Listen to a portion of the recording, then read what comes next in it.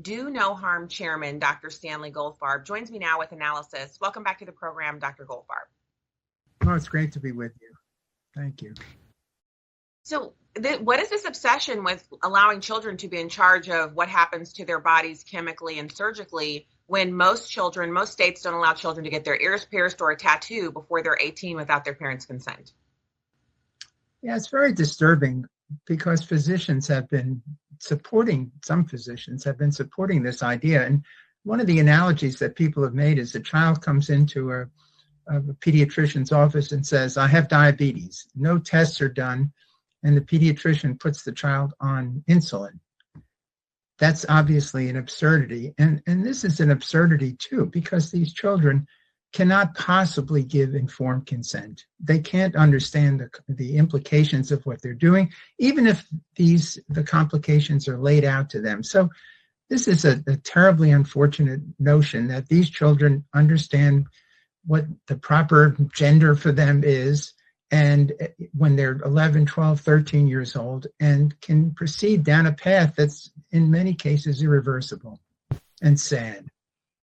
Yeah, it is. And then the repercussions for what happens afterwards are left to the parents and the actual victim of what amounts to a crime because they're not really informed. Informed consent means you have the age of majority, you have enough wisdom to be able to make a decision about your life that would impact you for the rest of your life, a life-changing, life-altering decision.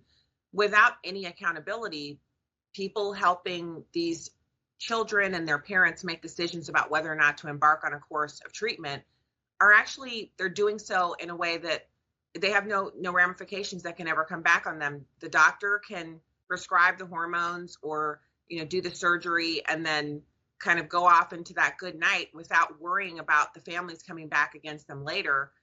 It's like no accountability here. Yeah, actually, our organization, Do No Harm, has been helping to create a legislation called the Detransitioners Bill of Rights. And these would be children.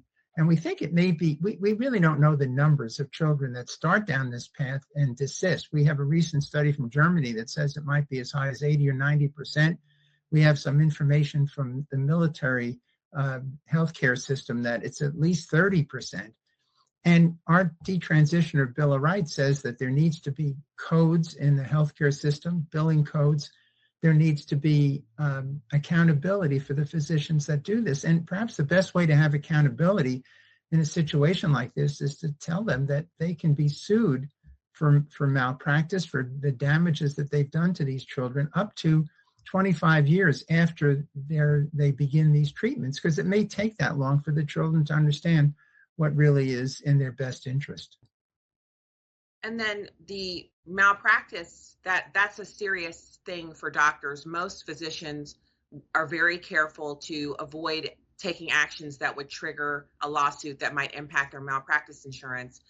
There was a time where it was almost too expensive to get malpractice insurance for OBGYNs, and they had to make changes in their protocols because we need OBGYNs to deliver babies, but they were being sued for things that were happening in the delivery room. So we know that that's a very potent deterrent to anything, really. It actually, I think, impacts patient care, having malpractice insurance be so high, and it's such an integral part of what doctors need to do their work. Talk to me about the alternative treatments. Like if parents are determined to embark on a treatment, is there something that they can do for their child who's suffering from gender dysphoria or gender dysmorphia that doesn't involve permanent change? Sure. I think the main approach that needs to be taken is psychiatric care. It turns out that about 30% of the children that enter into these gender transition pathways are autistic. A number of them are depressed. Many have been abused in the past. And certainly the first thing to do is to treat their underlying condition and to understand why they feel like they need to change their gender. What's the etiology of this? Whenever someone shows up at a physician's office, the first thing you need to do is do a differential diagnosis. And one of the great problems with this so-called gender-affirming care is they don't do a differential diagnosis. They assume right off the bat, as we said before, that these children have a true need for changing their gender and begin to treatment. So the first thing is to get psychiatric care. And there's a network of psychiatrists that talk about Talk First, I think was one of the names of the networks.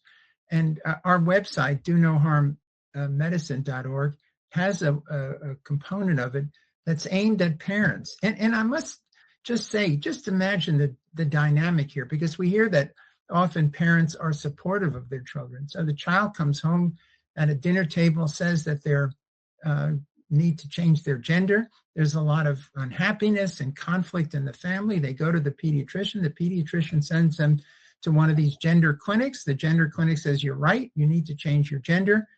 The parents are told either you do this or your child will commit suicide.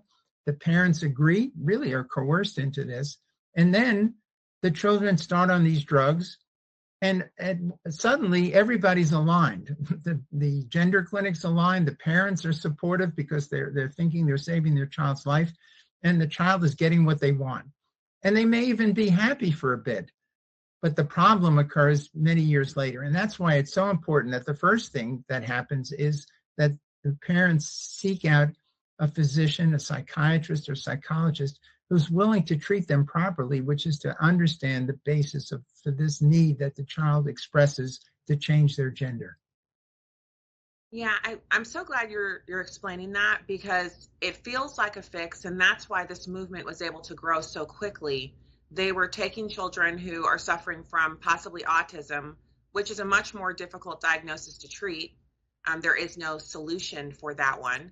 But if you can kind of tie that to gender dysphoria or gender dysmorphia, which is something that usually resolves once a child ends their time in puberty, then people feel as if they have a solution to something that they otherwise would just be dealing with without a real therapeutic, like a final, take this pill, or, have this surgery or do this thing, and the autism goes away. So you can see where people are easily deceived into participating in this. But I think I see the inflection point where things go wrong is when a child says they think they're in the wrong body, and a parent doesn't say, why do you think that? And because the majority of the children nowadays are not naturally coming upon this on their own.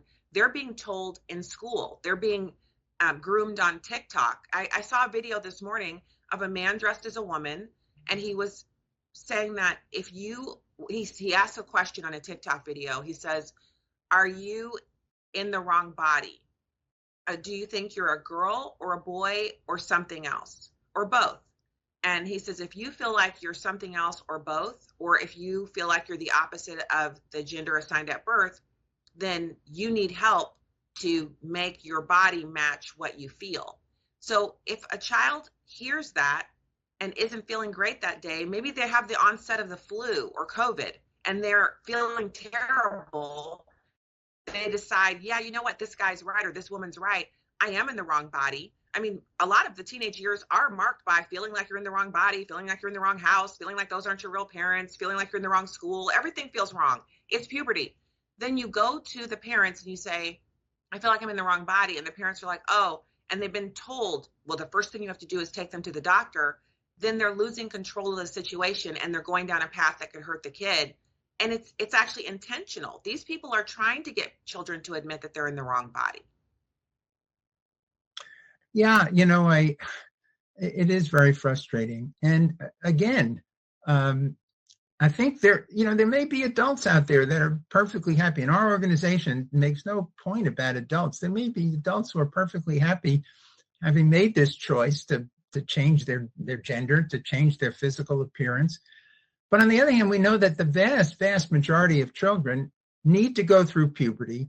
They need to have a chance to decide what their bodies, what their life goals are, how they want to live their lives. And they need to have the opportunity to make these decisions. And the only way you can make that decision is to go through puberty.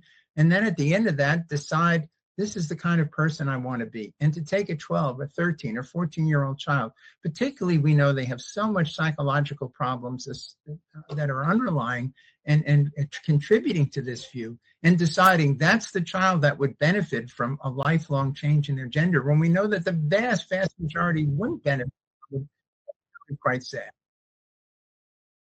It is. And I think that there are a lot of different places where you can go and look and see people are beginning to form support groups to move past this, to kind of try to set things right. You have a very famous detransitioner named Chloe, who honestly Yeah. has been a leader in the movement. But you also have Reddit has a number of groups where people who are detransitioning can come together and share their stories and encourage each other, and also talk about best practices on how to try to fix things. So there is a movement away from this. Europe has already abandoned gender affirming care as a first step for children. They still do it for adults, but not for children. And I think we need to see the same kind of action here in this country. Your organization can go a long way in helping that to happen here. Do No Harm is fantastic. I think the work that you're doing is authoritative and definitely helpful, especially for parents. They need to know that they can have help that doesn't involve permanent procedures. Yeah, thank you. Again, there are multiple organizations. SEGM is one, the Society for Evidence-Based Gender Medicine. GenSpect is another.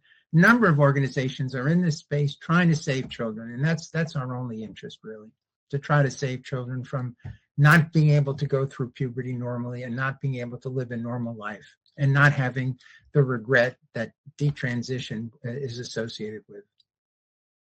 Well, I'm so excited that you're able to join us today. Thank you so much, Dr. Stanley Goldfarb, Chairman of Do No Harm. Have a wonderful weekend. Thank you so much. You too.